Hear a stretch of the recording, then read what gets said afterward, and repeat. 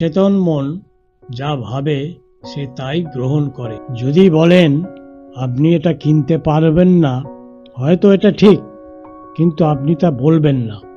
মনে উচ্চ চিন্তা পোষণ করুন, আমি এটা কিনব, এটা আমি মন থেকে গ্রহণ করেছি। আপনার সচেতন মনকে ভালো কিছু আশায় ব্যস্ত রাখুন, তাহলে অবচেতনও অনুরূপ ফল দেবে। কল্পনা করুন আপনার সমস্যার সমাধান হয়ে গেছে এবং ভালোভাবে পরিসমাপ্তি ঘটেছে, এবং সম্পূর্ণ হওয়ার উত্তেজনা অনুভব করুন। দেখবেন আপনার কল্পনা বাস্তব রূপ গ্রহণ করেছে। ক্রিয়া প্রতিক্রিয়া হলো বিশ্ব সত্য।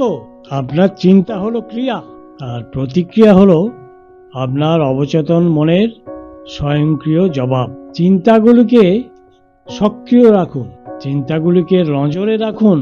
অবচেতন মন সচেতন মনের মতন কারণ দেখাতে পারে না। আপনার অবচেতন মন কোনো বিতর্কিত ব্যাপারে তর্ক করে না। আপনি যদি ভুল পরামর্শ দেন, তবে তা ভুল পথেই যাবে এবং তাকে শর্ত, অভিজ্ঞতা বা ঘটনা বলে ধরে নেবে।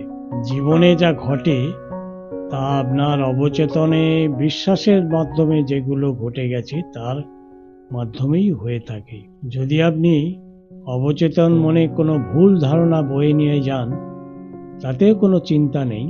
নির্দিষ্ট পদ্ধতি আছে, তা থেকে আপনি নিস্তার পেতে পারেন। পদ্ধতিটি হলো, আপনি যদি কনস্ট্রাকটিভ চিন্তা করেন, বারবার পুনরাবৃত্তি করেন, তাহলে সেটা আপনার মনে পজিটিভ ধারণা সৃষ্টি করে এবং আপনার জীবনে ও চিন্তায় স্বাস্থ্যকর অভ্যাস তৈরি হবে। কারণ অবচেতন মন অভ্যাসের দাস।